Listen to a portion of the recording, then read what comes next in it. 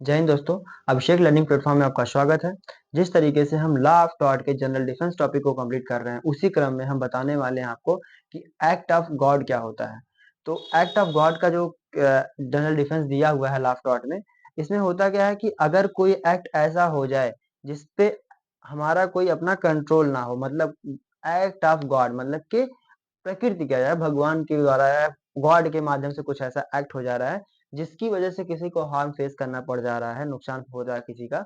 तो वहां पे हम अगर हमारी गलती नहीं हुई है तो वहां एक्ट ऑफ गॉड की वजह से अगर कुछ नुकसान हुआ है तो हमें कोई कंपनसेशन देने का जरूरत नहीं पड़ेगा। जैसे एक केस है निकोल्स वर्सेस मार्सलैंड 1876 का केस है। इस केस में क्या होता है कि जो मार्सलैंड होता है, मार्सलैंड इस केस में डिफेंडेंट होता है और जो निकोल्स होता है ये प्लेंटिफ होता है।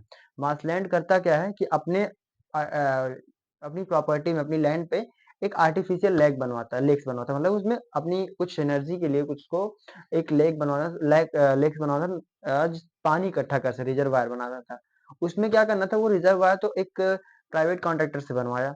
और उसकी कुछ मतलब ऐसा हुआ एक्ट ऑफ गॉड, इतनी बारिश हो गई कि जिसकी वजह से उसका जो लेक था वो ओवरफ्लो होकर के निकोल्स की प्रॉपर्टी में उसका जो नुकसान हो गया। निकोल्स का कुछ उसमें माइंस वगैरह थे जो वहां पे नुकसान हो गया उसकी वजह से, उस बारिश के पानी की वजह से उसका काफी हार्म हो गया। तो वहां जब निकोल्स जाता है कोर्ट में केस करता है कि हमारा यहाँ काफी नुकसान हुआ इस मार्शलैंड या डिफेंडेंट की वजह से। तो वहां कोर्ट जो मार्शलैंड होता है वहां ये डिफेंस देता है कि सर ये एक्ट ऑफ गॉड है, यहाँ पे मैं कुछ कंट्रोल नहीं कर सकता था। हाँ, अगर ये लापरवाही होती कि मैं रिजर्वायर बनाया था, मैंने आर्टिफिशियल लेक बनवाया और वो टूट गया, उसकी वजह से इनको हार्म हो गया, तो उस कंडीशन में ये मेरी मिस्टेक हो सकती थी। बट यहाँ पे जो एक्ट ऑफ गॉड है, इस डिफेंस की वजह से मुझे कोई ऑफेंस, मुझे कोई पनिशमेंट या मुझे कोई कंपनसेशन देने का ऑर्डर नहीं मिलना चाहिए।